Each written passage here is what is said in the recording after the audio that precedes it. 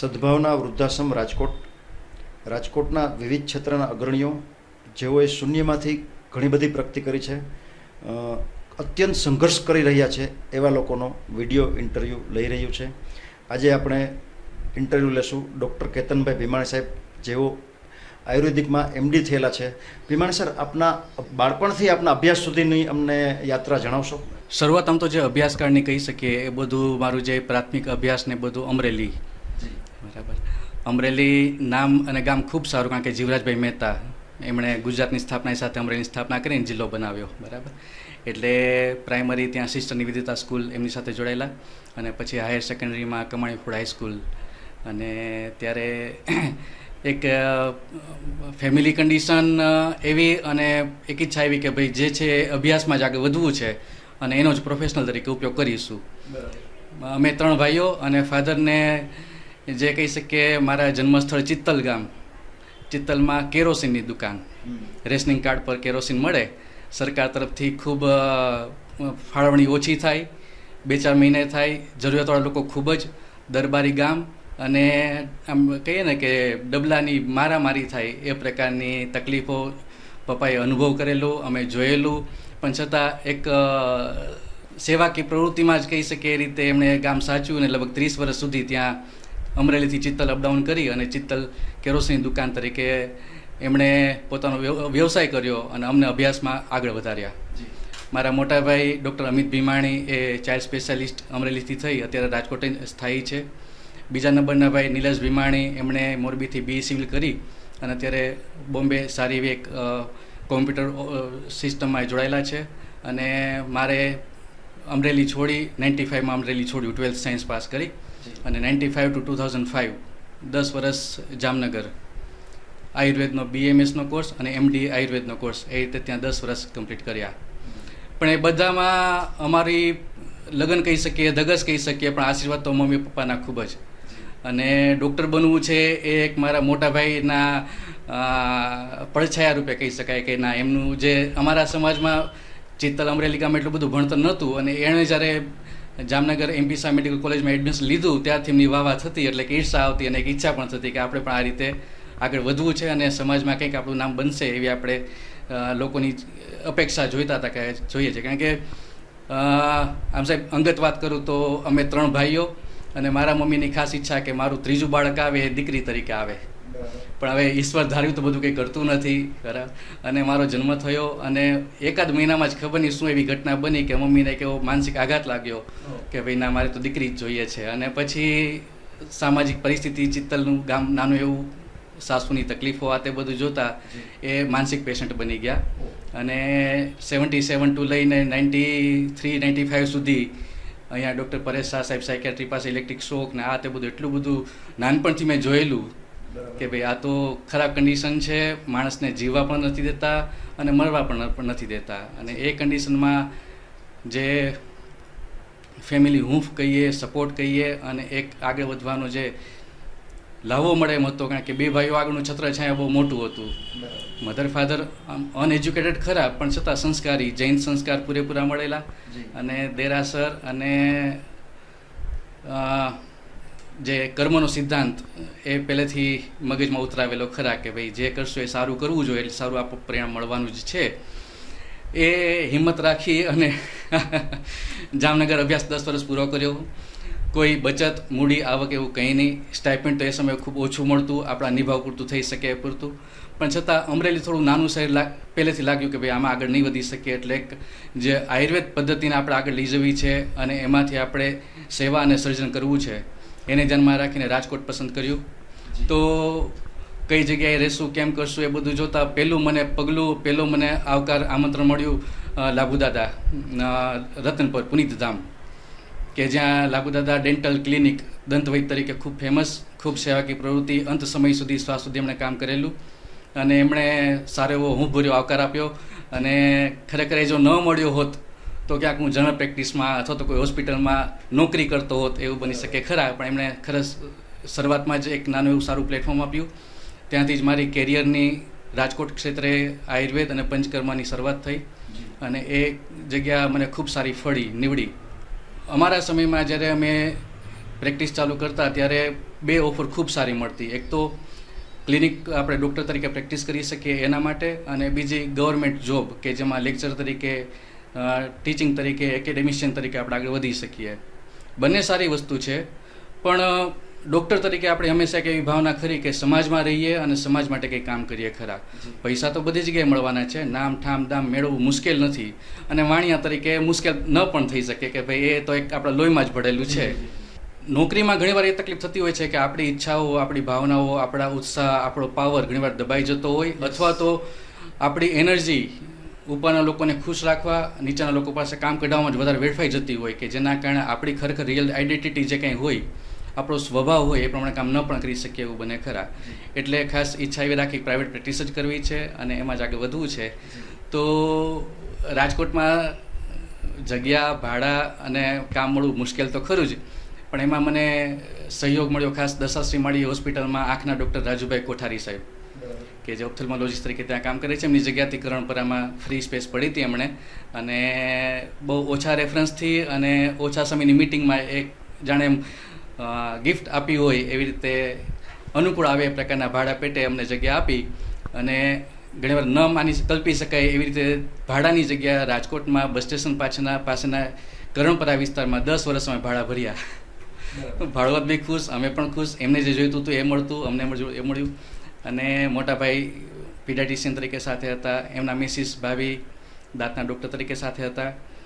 મારા મિસિસ અભ્યાસ અમારા લોહીમાં ભળેલો અને એ આગળ વધારવો છે એ ખાસ ઈચ્છા હતી. મારા મિસિસ જામનગરથી M.Com કરેલું, બેન્કિંગ સાઈડ હતા, મારું સાસરું બધું બેન્કિંગ સાઈડ. પણ અમને કંઈક ખૂટતું એવું લાગ્યું, એટલે અમે મેરેજ પછી એવું પ્લાન કર્યું કે હજુ કંઈક અભ્યાસ કરવો છે, અને રાજકોટમાં અભ્યાસ તો ખૂબ સારા થાય છે, યુનિવર્સિટી છે એટલા માટે. પણ બાય બેડ લક એડમિશનમાં એમને અમરેલી સેન્ટર મળ્યું, અને લેવા પટેલ સંકુલમાંથી MBA HR 3 વર્ષ ત્યાં હોસ્ટેલ, મેરેજ પછી 3 વર્ષ હોસ્ટેલમાં રહીને એટલે એ બી એક જાતનું આમ ક્રિટિકલ કન્ડિશન્સ કહી શકીએ, કરવું કે ન કરવું, ફેમિલી સાચવવું, પ્રોગ્રેસ કરવો અને સ્ટડી કરવું. પણ મિસિસની ઈચ્છા હતી કે ના આપણે સાથે રહીને જ કામ કરવું છે, એટલે પછી એમણે MBA HR ત્યાંથી કમ્પ્લીટ કર્યું, અને પછી અત્યારે જે અમે સેન્ટર્સ ચલાવીએ છીએ એમાં એ ખૂબ યોગદાન આપે છે, ખૂબ સારું વર્કઆઉટ કરે છે, અને એ છે તો હું થોડું બહારનું કામકાજ સંભાળી શકું છું.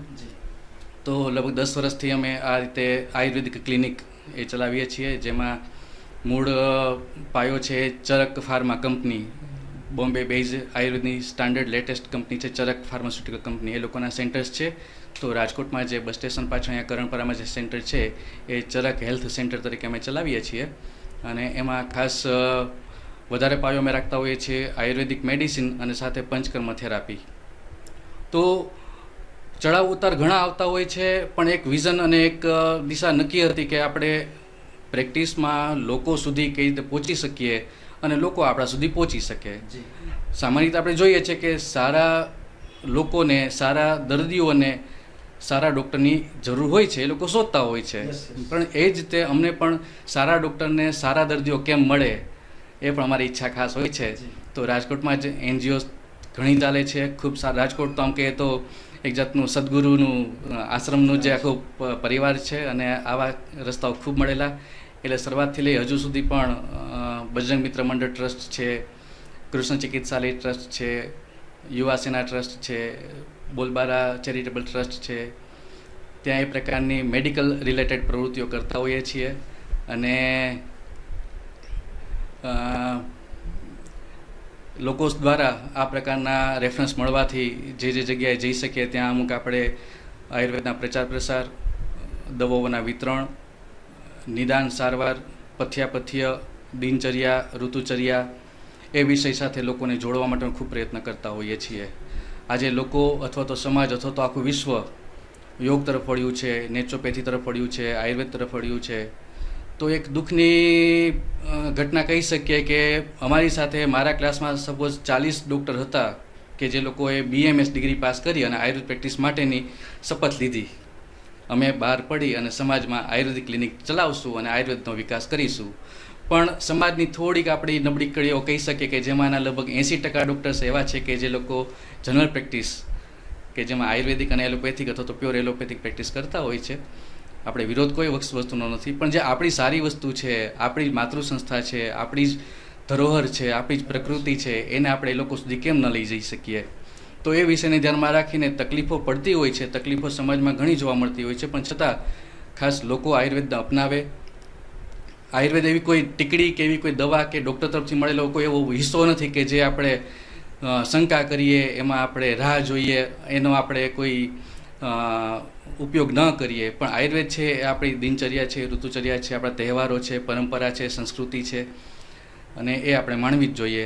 તો અમારી પાસે રોગો એટલા બધાના નામ લઈને આવતા હોય છે, લોકો એટલા બધા આવતા હોય છે કે જે એલોપેથીમાંથી થાકી ગયા છે, હતાશ થઈ ગયા છે, ઓપરેશન સુધી પહોંચી ગયા છે, સ્ટીરોઇડ્સ લેવી પડતી હોય છે, ઘણા ડૉક્ટર બદલાવ્યા, નિદાન થતું નથી, સારવાર લાગુ નથી પડતી. ત્યારે આયુર્વેદનું નામ સાંભળ્યું, જોયું, જાણ્યું, આ તે બધું કરીને આવતા. એટલે પહેલું તો અમારે કામ કરવું પડે કે જે લોકોમાં પેશન્સ નથી એ લોકો જલ્દી પેશન્ટ બનતા હોય છે. તો પેશન્ટની પહેલી દવા એટલે પેશન્સ. બરાબર. આયુર્વેદ સ્લો કામ કરે છે સમજી શકીએ, પણ એની સાથે આપણે પણ ટાઈપ કરવું પડે, આપણે પણ જોડાવવું પડે ખરા. તો ધીરજ છે એ પહેલી દવા છે. બરાબર. બીજું જે આપણે ભગવદ્ ગીતાથી જોતા આવીએ છીએ કે આયુર્વેદ એમાં પણ ભણેલું છે, રોગોની સંખ્યા એમાં પણ બતાવેલી છે, સારવાર એમાં પણ બતાવેલી છે, અને એમાં ચોખ્ખું બતાવેલું છે કે ભાઈ પ્રજ્ઞાપરાધ છે એ રોગનું સૌથી મોટું કારણ છે. પછી એમાં આપણે કબજિયાત પણ આવી જાય, કેન્સર પણ આવી જાય, આપણી એસિડિટી પણ આવી જાય, માઇગ્રેન પણ આવી જાય. જેટલા રોગો આપણા શરીરમાં આપણે જોઈએ છે એ બધામાં પ્રજ્ઞાપરાધ. પ્રજ્ઞા એટલે આપણી બુદ્ધિ. આપણે આમ જોઈએ તો એક જાતનું સામાજિક પ્રાણી છીએ, બરાબર, પણ આપણને એક બુદ્ધિ છે એ એવી ભગવાને ગિફ્ટ આપેલી છે કે જેનો ઉપયોગ કરીએ તો આપણે એક ઉચ્ચ લેવલે પહોંચી શકીએ છીએ. પણ ઘણીવાર સમાજમાં, માણસોમાં આપણે જોઈએ છે કે બુદ્ધિનો આપણે ઉપયોગ કરતા નથી અથવા તો દુરુપયોગ કરીએ છીએ. ખબર છે સામે ખરાબ વસ્તુ છે, ખરાબ રીતે બને છે, છતાં એક જીભની લોલુપતાના કારણે આપણે ખાઈએ છીએ.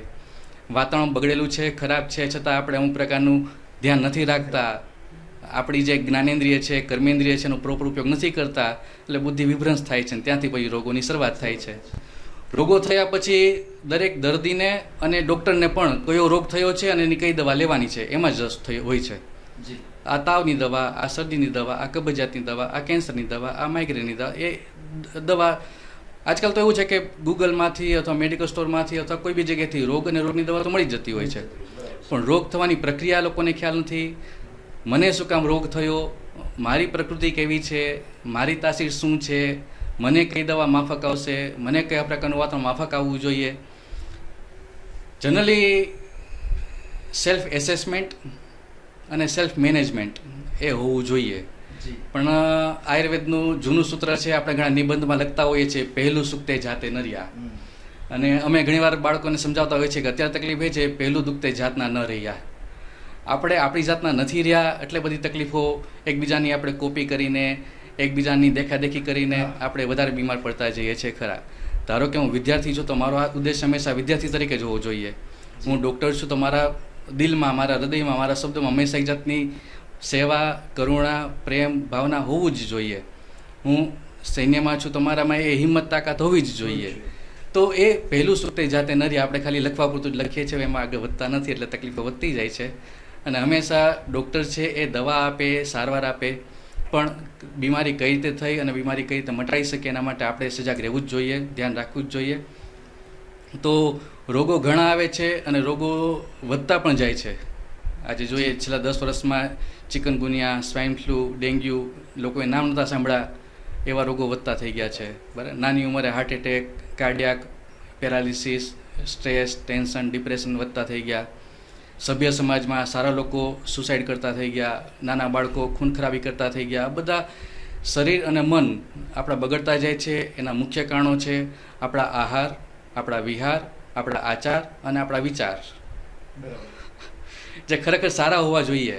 આહાર, વિહાર, આચાર અને વિચાર એ આપણી પાસે ખાલી પુસ્તક પૂરતા રહી ગયા છે. આપણું સાહિત્ય બધું માળીએ ચડી ગયું છે, બધું ફોટો ફ્રેમ લાગી ગઈ છે. ખરેખર એનો આપણે આપણા પર્યાવરણમાં, આપણા જીવનમાં આપણે એનો ઉતાર લાવવો જોઈએ, એના એ પ્રમાણે આપણે વર્તવું જોઈએ.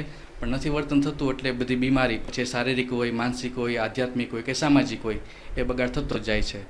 તો એને સુધારવા માટે આપણે આહાર, વિહાર, આચાર અને વિચાર એને આપણે સારા કરવા જ પડશે. અને એ એકમાત્ર દવા છે કે જે આપણે દરેક રોગોને આપણે દૂર સુધી લાવી શકીએ, ખરા મટાડી શકીએ. એટલે ઘણા બાળકોને અમે સમજાવતા હોઈએ કે અમે જે સારવાર આપીએ છીએ એમાં દવાઓ આવવાની, આયુર્વેદની દવાઓ તો કડવી જ હોવાની, કડું કરિયાતું છે કે લીમડો છે કે દસતું, પણ છતાં તમને મગજમાં બેસે, તમે લોકો સુધી પહોંચો, તમે લોકોને સમજાવો. આજકાલ મીડિયા ખૂબ વધતા થઈ ગયા છે, મમ્મી પપ્પાને સમજાવીએ કે આપણે એવી 4 વસ્તુ સફેદ કલરની છે જે આપણે એવોઇડ કરવી જોઈએ, જે આપણા ખોરાકમાં ખૂબ વધતી થઈ ગઈ છે અને બીમારી વધતી થઈ ગઈ છે. એ 4 વસ્તુમાં સફેદ જે ઝેર કહીએ છીએ આપણે, એવા ખાંડ, મીઠું, ખારો અને મેંદો, કે જે લઈને આપણે બીમાર જ પડીએ છીએ, છતાં આપણે દિલથી લઈએ છીએ અને એ લેવાની વસ્તુ વધતી જ જાય છે. બધા વેફર, કુરકુરા તે બધું જોઈએ છીએ આપણે, તો એ જેટલો આપણે અટકાવીએ એટલું આપણું શરીર સારું રહી શકશે, એમાંથી આપણને ફાયદો દેખાશે ખરા. અને ખરેખર જે સાજા રહેવા માટે જે 4 વસ્તુ હતી એ આપણે છોડી દીધી છે, તો એ 4 વસ્તુ આપણા મગજમાં જલ્દી યાદ રહી જાય, એના માટે આપણે એને કાળો કલર કહીએ છીએ અને એનો આપણે ઉપયોગ કરવો જોઈએ. જેમ સફેદ ઝેર ખરાબ છે એમ કાળી વસ્તુ સારી છે. તો એ 4 વસ્તુ: કાળા તલ, કાળો ગોળ, કાળી શેરડી અને કાળો ખજૂર, કે જે તાકાતવાળી વસ્તુ છે. શિયાળામાં તો ભરપૂર આપણે એનો ઉપયોગ કરવો જોઈએ અને એ 4 મહિના આપણને 12 મહિનાની શક્તિ આપે છે. તો એ 4 દવા આપણે જો આપણા શરીરમાં ગોઠવી લઈએ તો ક્યાંય આપણે પાછા ના પડીએ, ક્યાંય હેરાન ના થઈએ. તો અમે આ પ્રકારના નાના નાના જીવન સૂત્રો લોકો સુધી પહોંચાડવા માટે ખૂબ આગ્રહ રાખતા હોઈએ છીએ. અને આપ જેવા મીડિયા અમારી પાસે મળે તો ખૂબ અમારો ગોલ ખાસ આ જ છે. એકચ્યુઅલી ચરક હેલ્થ સેન્ટર અથવા તો બિંગ એ ડૉક્ટર, આપણે એક લિમિટ આવી જવાની, કેટલે સુધી પહોંચવાના. આજે એટલો બધો વ્યાપ વિસ્તાર વધેલો છે કે એક વ્યક્તિ બધે નથી પહોંચી શકવાનો, પણ એક વિચાર ઘણી સુધી પહોંચી શકે એવું બને ખરા.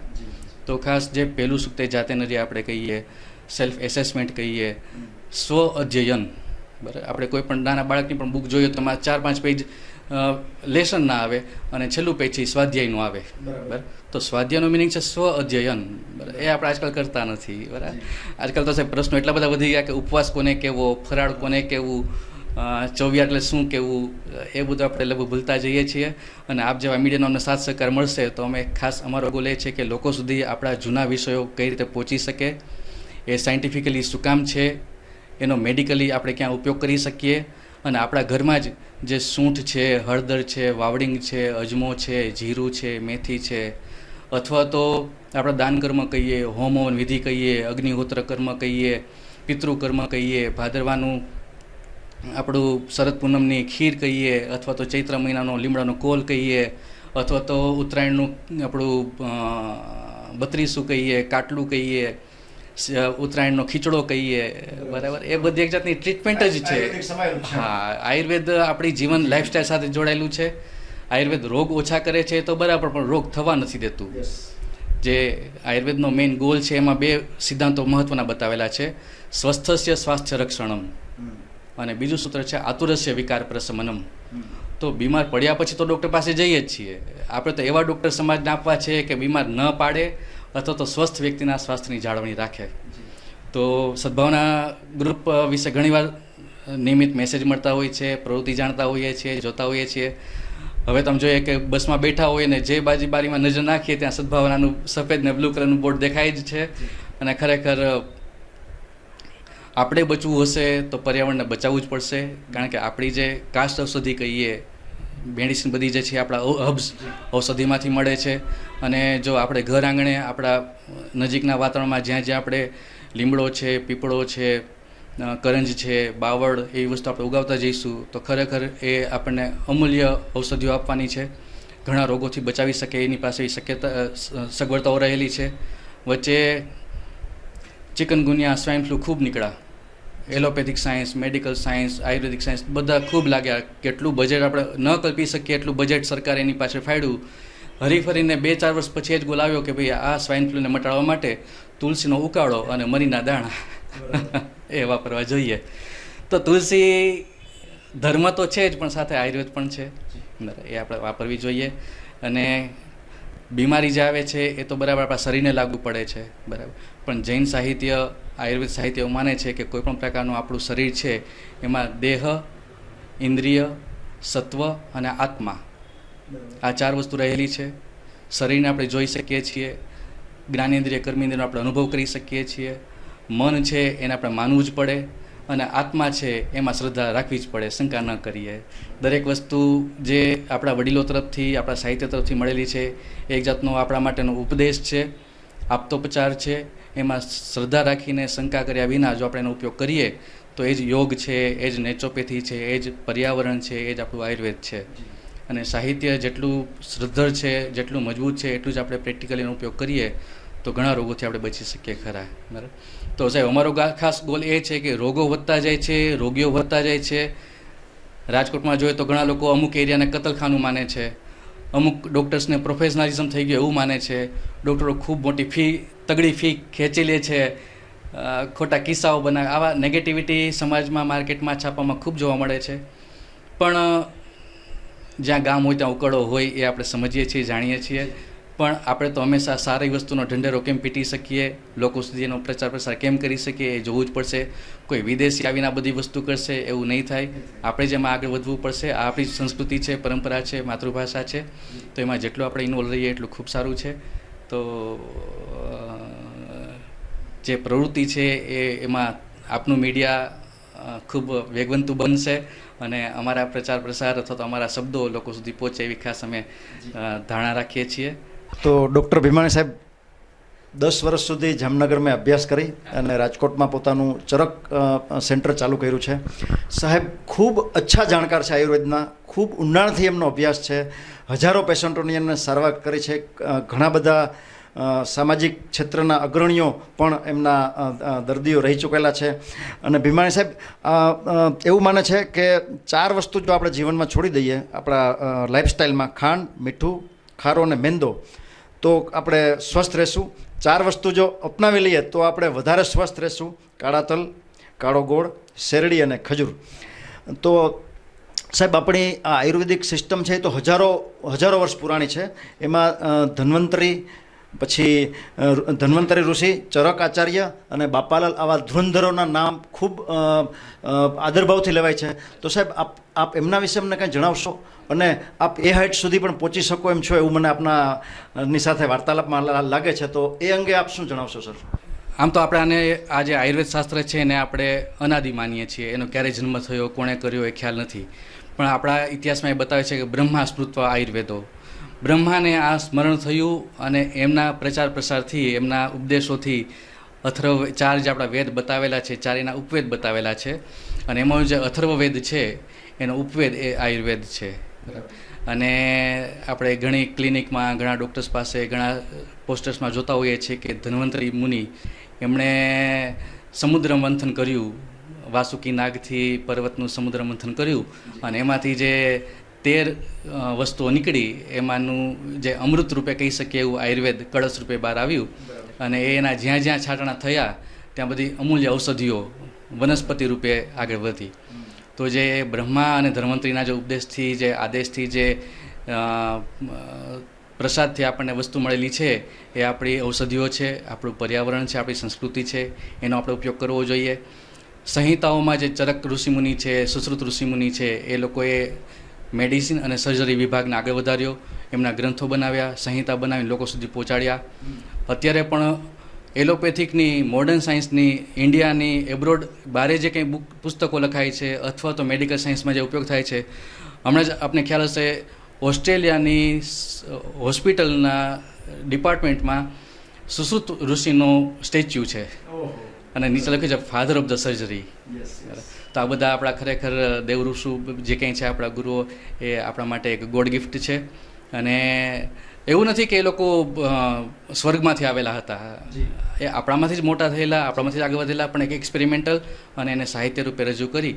અને અત્યારના જ આપણા સમયમાં જોવા મળે તો ઝંડુ ભટ્ટજી છે, બાપાલાલ વૈદ્ય છે, આર્યભિષેક છે, એ બધા એવા સ્ત્રો છે કે જે અત્યારના જીવનમાં પણ ઉપયોગી થઈ શકે એવા છે. એનો આપણે સદુપયોગ કરવો જ જોઈએ. અને દરેક વ્યક્તિમાં કંઈક ને કંઈક ખૂબી હોય છે. કોઈ સાહિત્ય તરીકે, કોઈ નિદાન તરીકે, કોઈ ઔષધ નિર્માણ તરીકે, કોઈ પ્રચાર પ્રસાર તરીકે કામ કરતા હોય છે. એમાં આવી રીતે ટીમવર્ક થતું જશે તો 100% આયુર્વેદના આપણે જેમ યોગ 21 જૂનને આપણે પ્રાધાન્ય આપી અને વિશ્વ યોગ સુધી આપણે પહોંચી ગયા છીએ કે વિશ્વના લોકોને પણ આપણે ઝુકાવતા થઈ ગયા છીએ, એમ વિશ્વના લોકોને પણ આપણે આ પ્રકારના આયુર્વેદની ધરોહર આપી શકશું ખરા. ડૉક્ટર ભીમાણી સાહેબ માને છે કે આયુર્વેદની બિલકુલ સાઈડ અસર નથી અને સાહેબ ખૂબ સૌરાષ્ટ્રની ઓથોરિટી કહી શકાય આયુર્વેદમાં. એટલું બધું એમનું ઊંડાણથી નોલેજ છે. સરજી, એલોપેથી દવામાં હજારો કરોડો અબજો રૂપિયા વ્યય થઈ રહ્યો છે. એનાથી કોઈ સાહેબ ખરેખર શરીરને ફાયદો થતો નથી. આપણે લાંબો સમય દવા લઈએ તો 2 રોગ કદાચ શરીરમાંથી જાય છે, પણ 4 રોગ આવી જાય છે. તો સાહેબ વિશ્વમાં અનેક આવી પથ્થીઓ છે, એલોપેથી, હોમિયોપેથી, જે પણ હોય તે. સાહેબ એમાં આપણી આયુર્વેદિક શ્રેષ્ઠ પ્રથા છે એ આપ કઈ રીતે પુરવાર કરશો? દરેક લોકો સારું કામ કરે છે, દરેક પેથી સારી છે, પણ પેથીઓના બી નામ ઘણા છે. એલોપેથી છે, હોમિયોપેથી છે, નેચરોપેથી છે, ઘણું છે. પણ પહેલી વસ્તુ તો દરેક પદ્ધતિ, દરેક પેથીઓમાં સારામાં સારી પેથી એ સિમ્પેથી છે. જો ડૉક્ટર તરીકે આપણામાં સિમ્પથી નહીં હોય, મૈત્રી ભાવ નહીં હોય, કરુણા ભાવ નહીં હોય, તો એ સારવાર કે એ દવા દર્દીને એટલી લાગુ નહીં પડે કે જેટલા આપણા શબ્દો અથવા તો આપણી શ્રદ્ધા એને લાગુ પડી જશે ખરા. આયુર્વેદ છે ને એ સાયન્સ ઓફ લાઈફ છે. અને મીડિયા તરફથી આપણો આગ્રહ એવો છે કે લોકો બીમાર પડે પછી આયુર્વેદ અપનાવે એ કરતાં બીમાર ન પડે એના માટે આયુર્વેદ અપનાવે. આયુર્વેદ યોગ છે, નેચરોપેથી છે, આ બધા આસન છે, પ્રાણાયામ છે, કપાલભાતિ છે, બધી વસ્તુ એવી છે કે એ સ્વસ્થ રાખે છે, સાજા રાખે છે, સજાગ રાખે છે. તો પેથીઓ ઘણી છે, પણ હમણાં આપણે જેમ વાત કરીએ કે દરેક ડૉક્ટરને અને દરેક પેશન્ટને મને કઈ બીમારી છે અને મારે કઈ રીતે મટવાની છે એમાં જ રસ હોય છે.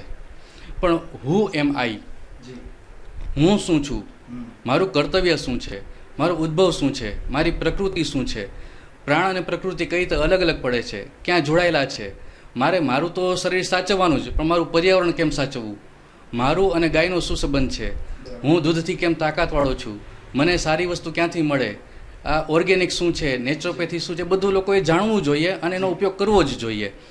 ડૉક્ટર તરફથી બીમાર પડ્યા પછી આપણને ઘણા પરેજી મળે, ઘણા સજેશન મળે એવું બને ખરા, પણ ડૉક્ટર બીમારી ન પડે એના માટે પણ સજેશન આપતા જ હોય છે. જે સદવૃત્ત કહીએ આપણે, સદાચાર કહીએ આપણે, એનો ઉપયોગ કરવો જોઈએ. અને આયુર્વેદ છે એ ખાલી કોઈ રોગને કે કોઈ વ્યક્તિને રોગી પર ધ્યાન નથી આપતું, પણ રોગીને મજબૂત કરવા માટે સ્વસ્થસ્ય સ્વાસ્થ્ય રક્ષણ એ આપણો પહેલો ઉદ્દેશ્ય છે. અને જે જૈન ધર્મ એવું કહે છે કે 84 લાખ જન્મ લઈએ આપણે, 84 લાખ ફેરા ફરીએ ત્યારે આપણને મનુષ્ય જન્મ મળે છે. અને મનુષ્ય જન્મ જ એક એવી વસ્તુ છે જે આપણને મોક્ષ આપી શકે. તો મોક્ષ માટે આપણું શરીર સ્વસ્થ હોવું જરૂરી છે, અને સ્વાસ્થ્ય જાળવણી માટે આયુર્વેદ આપણે અપનાવવું જરૂરી છે. એલોપેથિક સાયન્સ સારું છે. આજકાલ બધી હોસ્પિટલ્સ જોઈએ, ક્રિટિકલ કન્ડિશન્સ જોઈએ, નવી કિડની મળી શકે છે, નવી કમરની ગાદી બની શકે છે, નવી ઢાંકણી બની શકે છે, નવું હૃદય મળી શકે છે. ગ્રેટ છે, ખૂબ જ સારું છે, પણ એ બીમાર વ્યક્તિઓ માટે છે. જ્યારે આપણે સમાજમાં સ્વસ્થ વ્યક્તિઓ પણ એટલા જ બીમાર બને છે અથવા તો બીમાર પડેલા છે. કોઈને માનસિક બીમારી, કોઈને આર્થિક બીમારી, કોઈને સામાજિક બીમારી. તો આપણું એ પણ એક પ્રકલ્પ હોવો જોઈએ કે આપણે તો સાજા રહીએ, આપણા સમાજને પણ સાજું બનાવીએ. અને સાજું એટલે શરીર સારું હોવું એ જ નહીં, પણ આપણો અખાડો ભરપૂર કેમ હોય, આપણા બાગ બગીચા લીલાછમ કેમ હોય, આપણા ચેકડેમ ભરાયેલા કેમ હોય, આપણી વન્ય સૃષ્ટિને આપણે કેમ જાળવી શકીએ, એ પણ આપણો એક ઉદ્દેશ્ય હોવો જોઈએ. અને એમાં આયુર્વેદ પૂરેપૂરું જોડાયેલું છે. અત્યારે જે મોડાકાત ચાલે છે, ગૌરી વ્રત ચાલે છે, જયા પાર્વતી ચાલે છે, તો એના પાછળ પણ આખું મોટું સાયન્સ છે. લોકો ગર્ભ સંસ્કાર સમજતા થઈ ગયા છે, 16 સંસ્કારનું શું મહત્ત્વ છે એ સમજતા થયા છે, ગળથુથી શું છે એ કોઈને શીખવી પડે એવું નથી, ડૉક્ટર વિના પણ ડિલિવરી થતી.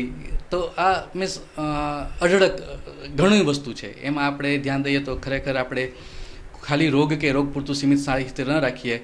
અને prevention is the better than cure આપણે જાણીએ જ છીએ, કરીએ જ છીએ, પણ એ ઘરે ઘરેથી શરૂ થાય એવો આપણે ઉદ્દેશ્ય રાખીએ ખરા. તો ભીમાણી સાહેબ એમ માને છે કે આપણા 84 લાખ જન્મમાં મનુષ્ય જન્મ શ્રેષ્ઠ છે, અને મનુષ્ય જન્મમાંથી જ આપણે મોક્ષ તરફ ગતિ કરી શકીએ છીએ, પણ જો આપણું શરીર સ્વસ્થ હોય તો. સર, આપ સામાજિક ક્ષેત્રે કઈ કઈ પ્રવૃત્તિ સાથે સંકળાયેલા છો એ ટૂંકમાં જણાવશો?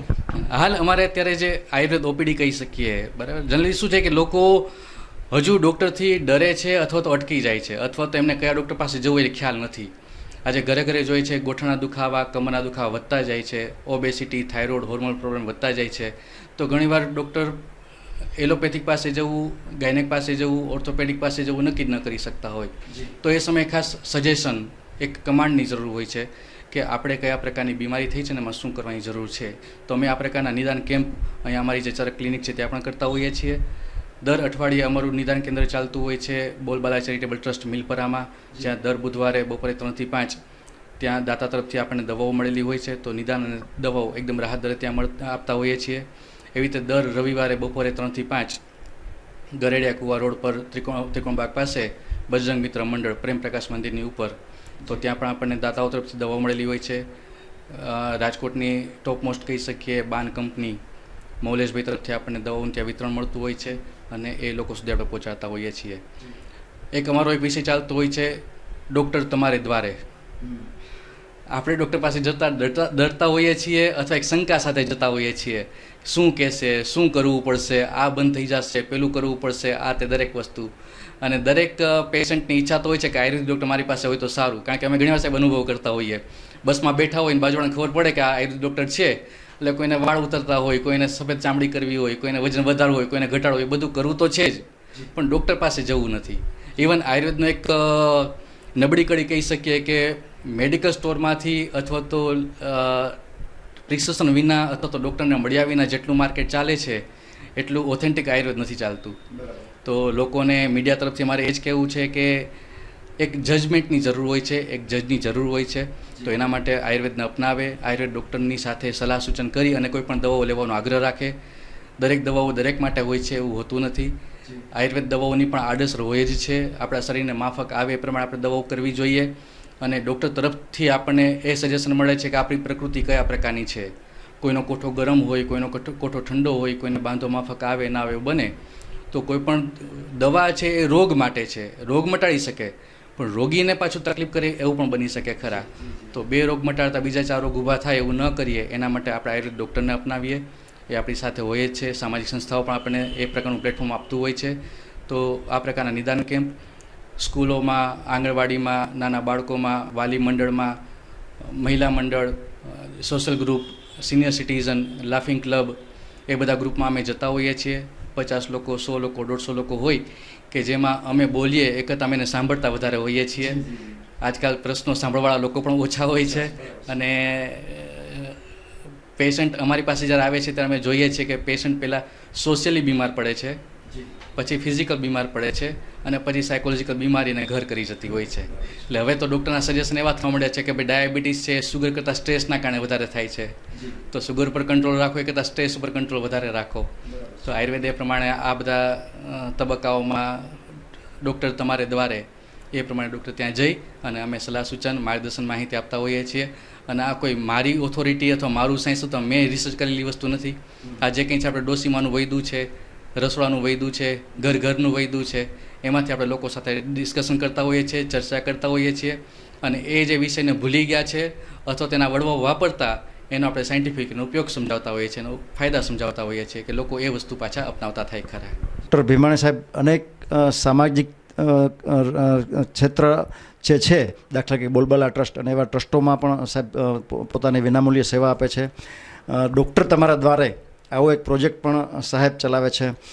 ભીમાણી સાહેબ, અમે લોકો સદભાવના વૃદ્ધાશ્રમ તરફથી આ વિડીયો ઇન્ટરવ્યૂ લઈ રહ્યા છીએ. સાહેબ, સદભાવના વૃદ્ધાશ્રમ એવી સંસ્થા છે જે બિલકુલ બેડ રિડન હોય, પથારીવશ હોય, બીમાર, અશક્ત, અંધ, અપંગ એવા વડીલોને સાચવીએ છીએ. અત્યારે સર અમારી પાસે આવા 115 વડીલો છે. ગયા 1 મહિનાનું મેડિકલ બિલ 7 લાખ રૂપિયાનું થયું છે. તો સાહેબ, વૃદ્ધાશ્રમ વિશે આપ કંઈ કહેશો અમને? લોકોની માન્યતા એવી છે કે વૃદ્ધાશ્રમ છે એ કાળી ટીલી છે, સમાજ માટે ખરાબ વસ્તુ છે. વૃદ્ધાશ્રમ વધતા જાય એ સમાજ બગડતો જાય એવી નિશાની છે.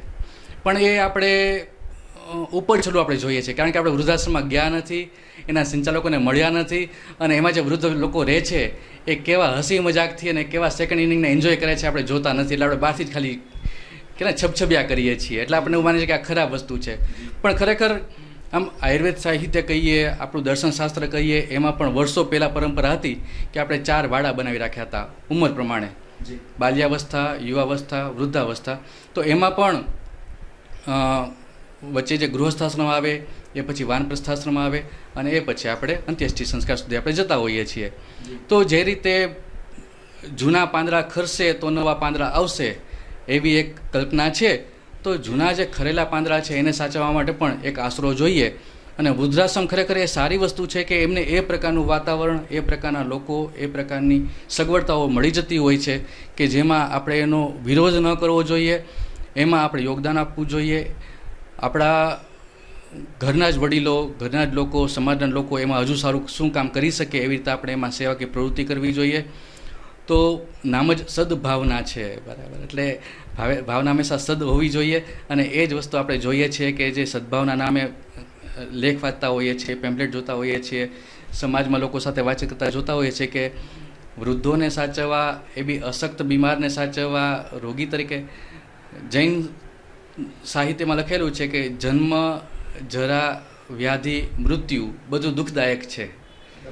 બધા એનાથી ભાગતા જ હોય છે. આજે ઘરમાં પણ કોઈ સ્વજન બીમાર હોય તો કોઈ સગવડતા ગોઠવી આપીએ, કોઈ પૈસા આપીને ચલાવી દઈએ, કોઈ હોસ્પિટલમાં દાખલ કરી દેતા હોઈએ છીએ. પણ શારીરિક બીમારી અલગ વસ્તુ છે, માનસિક બીમારી અલગ વસ્તુ છે. રિટાયરમેન્ટ પણ એક જાતની બીમારી છે, વૃદ્ધાવસ્થા પણ એક જાતની બીમારી છે. એને એ પ્રકારનું વાતાવરણ, એ પ્રકારની હૂંફ લાગણી મળવી જ જોઈએ કે જે ઘણીવાર ઘરમાં મળવી મુશ્કેલ હોય છે. આજે આપણે જોઈએ છીએ પહેલાંના સમયમાં જે મોટા ડેલામાં અથવા સહકુટુંબમાં 2, 5, 10 બાળકો મોટા થઈ જતા લોકોને ખ્યાલ નહોતો આવતો અને એના સંસ્કાર જળવાઈ રહેતા હતા. આજે વિભક્ત કુટુંબ થવા માંડ્યા, બાળક 1 કે 2 રહેવા માંડ્યું, મમ્મી કરતાં મોબાઈલ સાથે વધારે એટેચ થવા માંડ્યું, ફાધર સાચવે એ કરતાં ડ્રાઈવર કે આયા વર્ગ વધતા થઈ ગયા. એટલે બાળકનું ઘડતર ચણતર બરાબર થતું નથી. તો જે રીતે બાળકને સાજું સારું બનાવવા માટે પ્લે હાઉસમાં મોકલીએ છીએ. અમે જોઈએ છે, મારું પણ બાળક નાનું હતું તો રડી રડીને મેં 2 મહિના રોતા રોતા ધક્કો મારીને મોકલ્યું છે કે પ્લે હાઉસ છે, એમાં તારા જેવા બાળકો મળશે, તને ગમશે, તારે શીખવા મળશે અને એમાંથી તારું સ્ટેપ આગળ વધશે. તો બાળકને આપણે રડતા રડતા ધક્કો મારીને પણ પ્લે હાઉસમાં મોકલવા રાજી ખુશીથી ઈચ્છીએ છીએ. વૃદ્ધોને પણ આવી જરૂર છે. એમના જેવું વાતાવરણ મળે, એમને જેવું ગ્રુપ મળે, એમના પ્રમાણેની સગવડતા મળે તો આપણે એને ખરેખર આવકાર્ય માનવું જ જોઈએ. એમાં સગવડતા, એની સમાજમાં સારી છાપ પડે, લોકો સુધી એ પહોંચે એ જરૂરી છે. મીડિયા માટે સારું કામ કરતું હોય છે. જૈન સાહિત્ય અને આયુર્વેદ શાસ્ત્ર પુનર્જન્મમાં ખૂબ જ માને છે. આયુષ્ય સારું થઈ ગયું, જીવન સારું થઈ ગયું, પણ મૃત્યુ પણ સારું હોવું જોઈએ. તો જે આપણો પાછલો દાયકો છે, છેલ્લો દાયકો છે, એને પણ આપણે સારી રીતે માણીએ, એને સારી રીતે ઉપયોગ કરીએ અને મૃત્યુ જ્યારે આવે ત્યારે એને હસી ખુશીથી આવકારીએ. આજે જે તકલીફ એ છે કે ઘરમાં મારી પાસે સગવડતા હોય એટલે મારા વૃદ્ધ વ્યક્તિને હું ઘરે કે હોસ્પિટલમાં, આઈસીયુમાં, લેટેસ્ટ હોસ્પિટલમાં દાખલ રાખું. નાકમાં નળી હોય, મોઢામાં નળી હોય, પેશાબની નળી હોય, પાણીથી જ ખવાતું પીવાતું હોય અને બાપા હોસ્પિટલમાં આઈસીયુ મારીને વર્ષોના વર્ષો વિતાવે રાખે. ખરેખર એ સમાજને ભારરૂપ છે, વૃદ્ધાશ્રમ ભારરૂપ નથી. તો વૃદ્ધ વ્યક્તિને ખાલી ટીકડા બાટલા ચડાવીને જીવતા રાખવા એ કરતાં સારી રીતે જીવે અને જ્યારે મૃત્યુ પામે પણ ત્યારે રીતે સારી જીવે એ આપણો ઉદ્દેશ્ય છે. અને એમાં સદભાવના ગ્રુપ ખરેખર ખૂબ સારું કામ કરે છે. આપણે એને સમાજ સાથે જોડી અને સમાજના હિસ્સામાં કેમ રાખી શકીએ એ આપણે મીડિયા તરફથી કરવું જ જોશે અને ખૂબ સારી વસ્તુ છે. ભીમાણ સાહેબ, આ ઉપરાંત સદભાવના વૃદ્ધાશ્રમ પર્યાવરણ ક્ષેત્રે ગુજરાતમાં સૌથી મોટી પ્રવૃત્તિ કરે છે. સાહેબ, અમે 4 વર્ષમાં 2,15,000થી વધુ ઝાડવા વાવી અને મોટા કરી દીધા છે. સર, અમારી પાસે પર્યાવરણ અંગેનો પોણા 200 માણસોનો સ્ટાફ છે અને દરરોજનો 2 લાખ ખર્ચો છે. આયુર્વેદિક અને પર્યાવરણ બંને એક જ છે. તો પર્યાવરણ વિશે આપ કંઈ એમને સંદેશો આપશો? આખી જ આપણે સજીવ સૃષ્ટિ કહીએ તેમાં આપણે તો માસ્ટર છીએ, બરાબર, ચાલો ભગવાને બનાવી દીધા છે આપણને, પણ આપણે પણ દરેક લોકોની જરૂરિયાત છે, દરેક સમાજની દરેક જરૂર છે, દરેક સૃષ્ટિની જરૂર છે. દરેક એકબીજા પર નિર્ભર છે, આધારિત છે. આજે જે કન્ટ્રીમાં વનસ્પતિ નથી, ખેતીવાડી નથી, ત્યાં બધું પેક્ડ ફૂડ મળતું થઈ ગયું, બહારથી બધું ઇમ્પોર્ટ કરી અને પેક્ડ વસ્તુ મળતી થઈ ગઈ, તો ત્યાં જ દરેક પ્રકારની બીમારીઓ વધતી પણ દેખાતી જાય છે ખરા. તો આપણે ભારતમાં અને ખાસ જે ગુજરાત પ્રદેશ છે એ તો આપણને સાગર સૃષ્ટિ ખૂબ મળેલી છે. પર્યાવરણ એનું ખૂબ જ સારું આપણે જાળવી શકીએ તો અહીંયા આપણે નંદનવન બનાવી શકીએ એમ છીએ. અને દ્વારકા, સોમનાથ જેવી ધાર્મિક જગ્યા આપણને ખૂબ સારી મળેલી છે. સાધુ સંતો નામ ગણી ન શકીએ એટલી સંખ્યામાં અહીંથી આપણે જન્મ લીધેલો છે અને એ લોકોએ આ સમાજને ખૂબ સારી રીતે સાચવેલો છે. તો આજે ઘણી જગ્યાએ અમે બહાર જોતા હોઈએ, નજર નાખતા હોઈએ, પડધરી જેવા ગામ જોઈએ, આ બાજુ ગોંડલ જેવા ગામ જોઈએ કે જ્યાં ગામે ગામ સૃષ્ટિને સાચવીને વનસ્પતિઓ ઉગાવેલી, વનસ્પતિની જાળવણી રાખવી અને એની સાચવણ રાખી અને સમાજને એક સારું એવું ગિફ્ટ રૂપે પ્રદાન કરવું એ આ સદભાવના પર્યાવરણ ટ્રસ્ટ કરતું હોય છે એ જોઈએ છીએ. અને ખરેખર જો આપણે આ પ્રકારની વનસ્પતિઓને આપણે સાથે રાખીશું તો જ આપણા પશુ અને પક્ષી એ જીવંત રહેશે. કારણ કે આપણા જીવનમાં એની પણ જરૂર છે. ચકલી કહીએ, કબૂતર કહીએ, કાગડા કહીએ, કૂતરા બિલાડા કહીએ, એવન ભૂંડ પણ કહીએ, એ પણ આપણા એક જાતના રક્ષક જ છે. અને એનો આપણે જો પર્યાવરણ હશે તો જ આપણે એનો સાથે રાખી શકીશું. બાકી ભવિષ્યમાં એવું થશે કે સિંહ ને બધું આપણને ખાલી સર્કસમાં અથવા તો ટીવીમાં જ જોવા મળશે. પણ ખરેખર પર્યાવરણને બચાવવા માટેની ફરજ જેટલી એક વ્યક્તિગત તરીકે આપણે હોવી જોઈએ એવી જ સમાજ પણ કરતું જ હોય છે. આ પ્રકારનું ચેરિટેબલ ટ્રસ્ટ પણ કરતું હોય છે. આપણે એમાં યોગદાન, એવું નથી કે પૈસા જ આપીને આ બધું કરી શકીએ, પણ ઘણા લોકો જોઈએ છે કે જે લોકો સમયદાન આપતા હોય છે, સૂચન આપતા હોય છે, જગ્યા આપતા હોય છે. તો ખરેખર સદભાવના જે પર્યાવરણમાં કામ કરે છે એ અમારા માટે પણ હિતકારી અને દરેક સમાજ માટે હિતકારી એટલા માટે છે જ કે આખી સૃષ્ટિને બચાવવાનું કામ કરે છે. જો પર્યાવરણ મીન્સ વનસ્પતિ જ નહીં હોય, મોટા મોટા ઝાડવા આપણે જોતા જઈએ છીએ કે સરકાર અથવા તો વિકાસ કરવા માટે જે કંઈ પ્રવૃત્તિઓ થાય છે એમાં મોટા વર્ષો જૂના ઝાડવા કાપી નાખવામાં આવે છે. ગામને સારું દેખાવા માટે કેટલી જૂની વસ્તુ આપણે ઉડાડી દેતા હોઈએ છીએ. ઘર આંગણે એલોવેરા કુંવારપાઠું મળતું જ્યારે હતું ત્યારે આપણને ઉપયોગ ખ્યાલ નહોતો. હવે એના આપણે ટ્યુબને બાટલા વાપરતા થઈ ગયા છીએ.